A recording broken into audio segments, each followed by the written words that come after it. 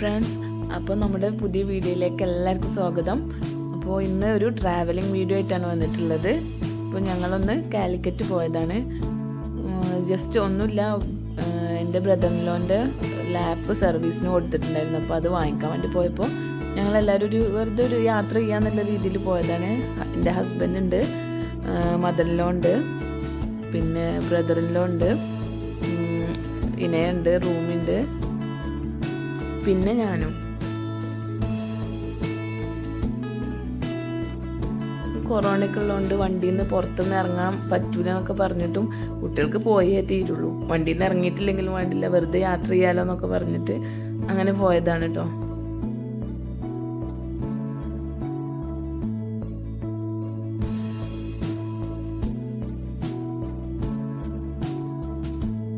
അപ്പോൾ നമ്മൾ വീട്ടിൽ നിന്ന് ഒരു 1.5 മണിക്കൂറിൻ്റെ യാത്രയാണ് നമുക്ക് കാലിക്കറ്റ് ടൗണിലേക്കുള്ളത്. 46 to 47 കിലോമീറ്റേഴ്സാണ്. അപ്പോൾ പോയിക്കൊണ്ടിരിക്കുമ്പോൾ ചെറിയ കുറച്ച് കാഴ്ചകളൊക്കെയാണ് ഞാൻ ഇതിൽ ഉൾപ്പെടുത്തിയിട്ടുള്ളത്. ഇപ്പോൾ നമ്മൾ പോയത് എടവണ്ണ, അരീക്കോട്, എടവണ്ണപ്പാറ അങ്ങനെയുള്ള ആ റൂട്ടിനാണ്.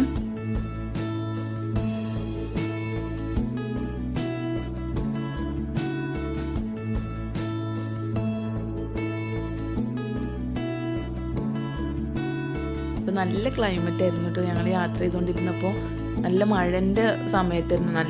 അന്ന് ഫുള്ള് നല്ല മഴ പെയ്ത ദിവസമായിരുന്നു. അപ്പോൾ ഈ സ്ഥലം ഞങ്ങൾ എപ്പോഴും കാലിക്കറ്റ് പോകുമ്പോൾ ഞങ്ങളൊന്ന് നിർത്തി കാണുന്ന ഒരു സ്ഥലമാണ് കേട്ടോ. വെട്ടുപാറ എന്ന് പറഞ്ഞ സ്ഥലമാണ്. ഇവിടെ ഭയങ്കര ഭംഗിയാണ് അങ്ങോട്ട് നോക്കിയാൽ. ഈ ക്ലൈമറ്റിലും കൂടി അപ്പോൾ നല്ല ബ്യൂട്ടിഫുൾ ആയിട്ടുണ്ടായിരുന്നു. നമ്മൾ ഈ റോഡിൽ നിന്ന് നോക്കുമ്പോൾ ഇങ്ങനെ ആദ്യം പുഴ, പിന്നെ ഒരു മാട് കാണുന്ന പോലെ അങ്ങനെയാണ് അത്. അവിടെ കുറേ പശുക്കളൊക്കെ ഇങ്ങനെ മേഞ്ഞ് നടക്കുന്നുണ്ടാവും. എപ്പോഴും ഇങ്ങനെ തന്നെ കേട്ടോ. ഇത് ഭയങ്കര ഭംഗിയാണ് ഇത് കാണാൻ. അപ്പോൾ കുട്ടികളും ഞാനും ഉമ്മയും എല്ലാവരും നല്ല ഹാപ്പി ആയിരുന്നുണ്ട്. കാരണം കൊറോണ ശേഷം ഞങ്ങൾ ആദ്യമായിട്ടാണ് കാലിക്കറ്റ് ഒന്ന് പോയത്.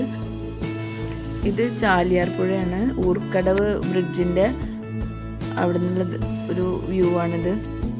അപ്പോൾ ഇതിങ്ങനെ ഈ ക്ലൈമറ്റിലായപ്പോഴേ ഞാനൊന്ന് ജസ്റ്റ് ഒന്ന് ഇറങ്ങിയിട്ടൊന്ന് വീഡിയോ എടുത്തരാൻ പറഞ്ഞതായിരുന്നു ഹസ്ബൻഡിനോട്.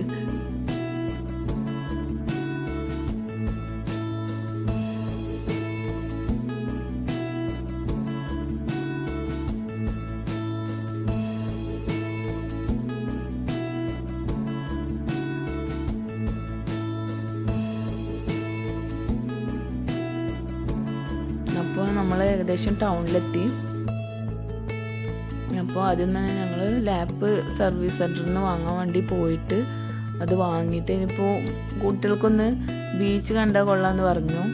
ഇറങ്ങാനൊന്നും പറ്റില്ല, പക്ഷെ എന്നാലും ഒന്ന് ജസ്റ്റ് ഒന്ന് കാറിലിരുന്നിട്ട് തന്നെ കണ്ടാൽ മതി എന്നൊക്കെ പറഞ്ഞപ്പോൾ അങ്ങനെ പോയതാണ്.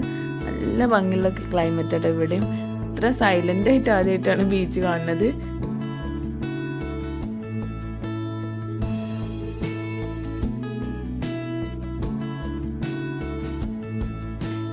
നല്ല ക്ലൈമറ്റ് ആയിരുന്നു, അതാണ് ഒന്നാമത് ഇത്ര ഭംഗിയിൽ കാണാൻ കഴിഞ്ഞത്. ഈ നായനെ കണ്ടില്ലേ? നായ മാത്രമേ ഉള്ളൂ, ഒരാൾ പോലും ഇവിടെ ഇല്ല.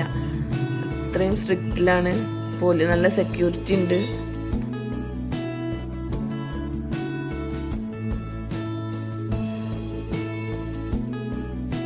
ഒന്ന് ഇറങ്ങിയിട്ട് ഫോട്ടോ എടുക്കാൻ, വീഡിയോ എടുക്കാനൊക്കെ ആഗ്രഹം ഉണ്ടായിരുന്നു കേട്ടോ. പക്ഷെ ആരും അതിൻ്റെ അവിടേക്കൊന്നും അടുപ്പിക്കണേ അല്ല കേട്ടോ പോലീസുകാർ.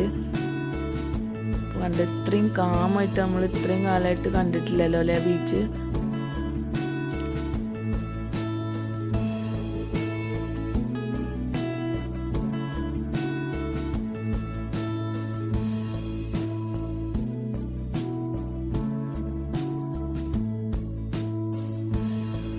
ഇവിടെയൊക്കെ എത്ര കച്ചവടക്കാരും കടകളൊക്കെ ഉണ്ടായിരുന്നു അല്ലേ. ഇപ്പൊ ഒന്നുമില്ല, എല്ലാം ആകെ ഒരു ശൂന്യതയാണ്. റോഡിലൊക്കെ അത്യാവശ്യം വാഹനങ്ങളും എല്ലാം ഉണ്ട്. ഇപ്പോൾ ബീച്ചിൻ്റെ അവിടെ നിന്ന് ഞങ്ങൾ നേരെ പോയത് കുറ്റിച്ചിറ ആ സൈഡിലേക്കാണ്. അപ്പോൾ ഇതാണ് കുറ്റിച്ചിറയിലുള്ള മിഷ്കൽ മോസ്ക്. ഈ പള്ളി യഹൂദ മിഷ്കൽ എന്ന് പറഞ്ഞിട്ടുള്ള ഒരു മുസ്ലിം വ്യാപാരി 14-ാം നൂറ്റാണ്ടിൽ പണി കഴിപ്പിച്ചതാണ് ഈ പള്ളി. ഒരു ഏകദേശം 400 ആളുകൾക്ക് ഒരേ സമയം തന്നെ നിസ്കാരവും പ്രാർത്ഥനയൊക്കെ നിർവഹിക്കാനുള്ള ഒരു സൗകര്യം ഈ പള്ളിയിലുണ്ട്. ഈ പള്ളിക്ക് കുറേ ഹിസ്റ്ററി ഉണ്ട് കേട്ടോ. 1510 പോർച്ചുഗീസ് ആക്രമണത്തിൽ ഈ പള്ളി ഭാഗികമായിട്ട് കത്തി നശിച്ചിട്ടുണ്ടായിരുന്നു. ഈ പള്ളിന്റെ മുകളിലത്തെ നിലയിലൊക്കെ ഇപ്പോഴും ആ കത്തി നശിച്ചതിന്റെ പാടുകളൊക്കെ ഉണ്ട് കേട്ടോ. ഇതിന്റെ റൂഫൊക്കെ ചെയ്തിരിക്കുന്ന ഫുൾ വുഡ് കൊണ്ടാണ്. ഈ പള്ളി കാണാനായിട്ട് പിന്നെ വിദേശികളായ ടൂറിസ്റ്റൊക്കെ കുറെ വരാറുണ്ട്. അത്രക്കും ഫേമസ് ആയിട്ടുള്ള ഒരു പള്ളിയാണിത്. ഈ പള്ളിനെ കുറിച്ചുള്ള എല്ലാ വിവരങ്ങളും അടങ്ങുന്ന പിന്നെ ബോർഡുകളൊക്കെ ഇവിടെ ഉണ്ട്.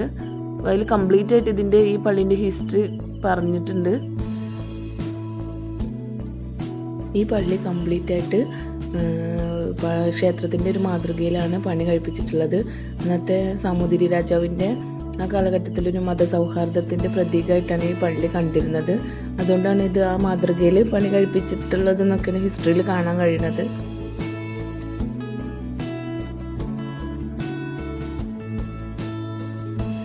ഇതുപോലുള്ള ബോർഡുകളിൽ ഇങ്ങനെ അതിനെക്കുറിച്ചുള്ള എല്ലാ വിവരങ്ങളും കൊടുത്തിട്ടുണ്ട്. പള്ളിന്റെ ഓപ്പോസിറ്റ് ആയിട്ട് കാണുന്ന ഒരു വലിയ കുളമാണിത്. ഇവിടെയൊക്കെ ഇപ്പോൾ കണ്ടെയ്ൻമെന്റ് സോണാണ്, അതുകൊണ്ട് കൂടുതൽ സമയം ഇറങ്ങി നിൽക്കാനൊന്നും പറ്റിയിട്ടില്ല. ഇപ്പോൾ രാത്രിയായി. ഞങ്ങൾ റഹ്മത്ത് ഹോട്ടലിൽ നിന്ന് ബിരിയാണിയൊക്കെ പാഴ്സൽ വാങ്ങി കഴിച്ചു. അപ്പോൾ എവിടെ ഇരുന്നൊന്നും കഴിക്കാനൊന്നും നമുക്കൊരു സേഫ് അല്ലല്ലോ. അപ്പോൾ ഞങ്ങൾ പാഴ്സലൊക്കെ വാങ്ങിയിട്ടാണ് കഴിച്ചത്. പിന്നെ അത് കഴിഞ്ഞ് ഞങ്ങളൊരു ഹലുവൻ്റെ കടയിൽ കയറി. നല്ല കോഴിക്കോടൻ ഹലുവകൾ കിട്ടുന്ന ഒരു കടയിലാണ് കയറിയത്. ഇവിടെ പലതരത്തിലുള്ള ഹലുവകളുണ്ട് കേട്ടോ. നമുക്ക് വായിൽ വെള്ളം വരും, അത്രയും നല്ല ടേസ്റ്റ് ഉണ്ട്. നല്ല മഴയുണ്ടായിരുന്നു ആ സമയത്ത്. ഒരു ഷോപ്പൊക്കെ അടക്കാൻ എല്ലാം നേരത്തെ അടക്കണമല്ലോ. അപ്പോൾ ഇങ്ങനെ അതിനുള്ള തയ്യാറെടുപ്പിലാണ്. അപ്പം ഞങ്ങൾ ഈ തിരുനെൽവേലി ഹലുവയാണ് വാങ്ങിയത്. നല്ല ടേസ്റ്റ് ഉണ്ടായിരുന്നു. അതേപോലെ ആ പച്ച കളർ കാണുന്നില്ലേ, അത് മുളകിൻ്റെ ഹലുവയാണ്. പച്ചമുളക് കൊണ്ടുള്ള ഹലുവ. അതൊക്കെ ടേസ്റ്റ് ചെയ്യാൻ തന്നു കേട്ടോ. നല്ല കുറച്ച് എരിവും കുറച്ച് മധുരമൊക്കെ കൂടിയിട്ടുള്ളൊരു പ്രത്യേക ടേസ്റ്റ് ഉണ്ടായിരുന്നു. ആ ഒരു പച്ചമുളകിൻ്റെ ഒരു ഫ്ലേവർ ഭയങ്കരമായിട്ടുണ്ടായിരുന്നു.